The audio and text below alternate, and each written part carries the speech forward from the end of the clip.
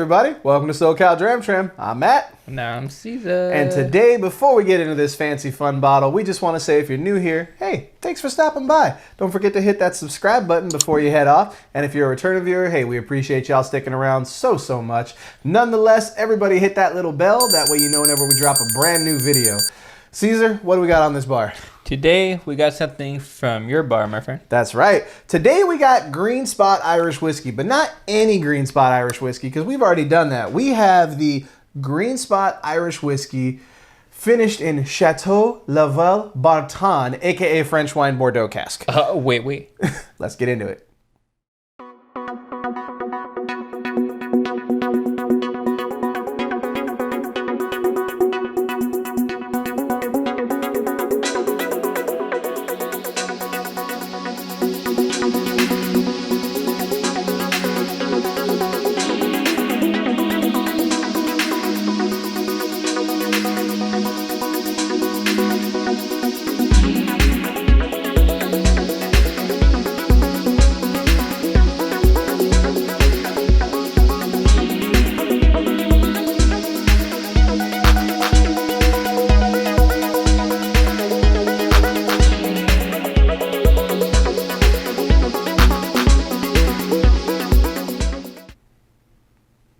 So, Green Spot Chateau Leoville Barton, aka French Bordeaux wine cask.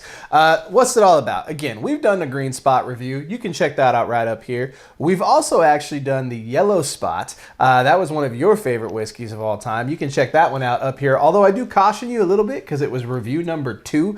Everything looks different and we still sound about the same. But traditional Green Spot, if I'm not mistaken, aged for about 10 to 12 years, and it is a non-age statement, but it's usually between 10 to 12 years, and it's going to be a mix of 75% ex-bourbon casks and 25% ex-sherry casks. This one takes it a step further. It's basically the same traditional Green Spot, but then it's going to be taking that aged stock and it's going to be aged in a French Bordeaux wine cask. The fancy name here of Chateau Leoville Barton. That is a famous winery in France, in the Barton region, if I'm not mistaken. And basically it ages then again for another 1 to 2 years. So it's going to import a lot of those wine flavors. By all accounts, this guy's pretty awesome. I wouldn't say that this is such a limited edition where you can't get it, but it is one of those like annual releases. I paid about $90 for this. They also have another one, which is a Zinfandel wine cask, which I'm not mistaken is a white wine. I could be wrong on that. Is it like in ties with Chippendale wine cask? And I'm just kidding. See, the thing is, I don't know if you're talking about the Disney Chippendale or like the Chippendale. Oh, no. Disney Chippendale. Get out of here. I mean, Chris Farley gift right here, right? You would think about that one. But nonetheless, I'm excited because I haven't hit this yet, and I loved Green Spot. Like, regular Green Spot to me is kind of like my go-to for Irish whiskey, and I love the flavors. Heavy green apple with the water. Yep. It turned into kind of a sour green apple candy. So I'll drink that neat or with water any day. So with this one being like, it's still very much Green Spot, but you have that added Bordeaux wine cask. I'm really excited to get into it. What are some of your expectations as we get into it? My expectations are... I mean, we love the spots. Yeah, I was going to say, that's what they're pretty high because I love all the spots. So my expectations are pretty high. However, is this triple distilled too? Yes, it is triple distilled. So it's gonna be easy on the palate. It's gonna be smooth. No, but that's another thing I noticed about like all these Irish whiskeys are all like triple distilled. A lot of Irish whiskey is gonna be triple distilled. A lot of it's gonna be unmalted barley, if I'm not mistaken, and a lot of it's gonna be single pot distilled. So again, a lot of similar flavors when it comes to Irish whiskey. And again, this is from Middleton, which I think this is like Middleton March for us because like I think everything we're reviewing is from Middleton. Exactly. But again, we both really like the spots, and I think that's the thing that we kind of going into this like we're excited, right? Because we know that it's going to be at the very minimum, it's got to be at least as good as Green Spot for me. Now, what that Bordeaux wine cask does, we're going to find out. So, what are you getting on the nose on this one? And we have our special Trois glasses from Whiskey Wednesdays. Again, shout out to you. We appreciate you. Yeah, I love we can get the proper pull on this Irish whiskey. Thanks again, Whiskey Wednesday. Easy on the nose for sure. I'm getting some papaya off the nose. I'm getting a lot of fruit. Papaya. You know, it's interesting. I'm getting the green apple. Not as heavy as I normally do in Green Spot. I lost a little bit of the honeysuckle that I think I said in the original Green Spot review. It's not saying it's not sweet, but there's something else there. Yeah, something else. It's almost like musty to me, but that's why I think there is a little bit of must. I'm with you on that. It's like papaya or guava, which I think guava I think naturally tastes like musty, or smells and tastes musty like that too. I can definitely get a wine aspect to this. Now, I don't have a whole lot of experience with Bordeaux, but I can definitely smell like a red wine influence here for sure. Yeah. Might be it smells great though. Might be that Chateau Leoville Barton. Chateau Leoville Barton. Same thing. Garçon, your finest table for two. This is also bad accent month. Yeah, it is. All right, I'm going to go for a sip. Indeed, it's bad accent month.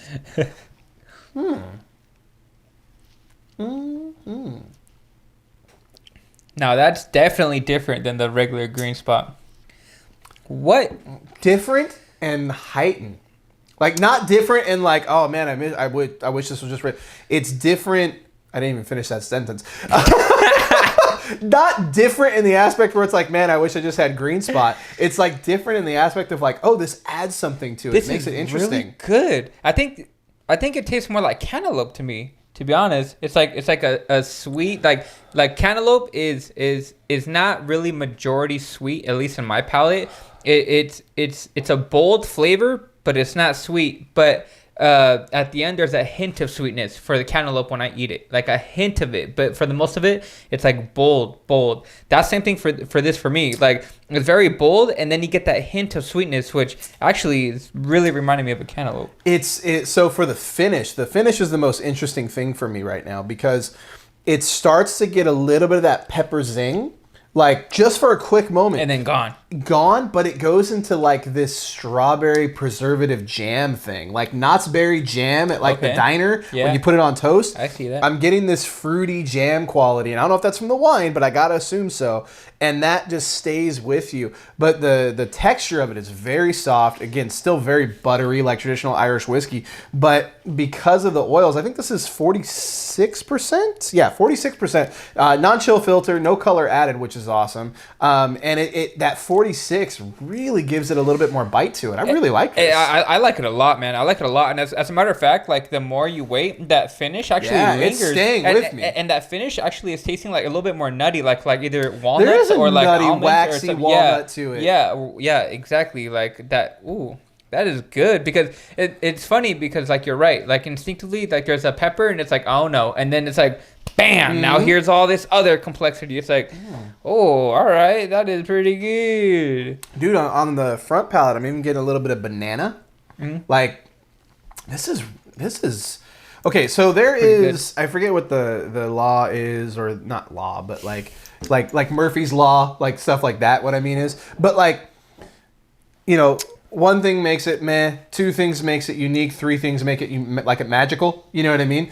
The 3 different barrel maturation here apparently makes this thing magical because this is very good. You know what it makes me want? It makes me want to buy a bottle of that wine.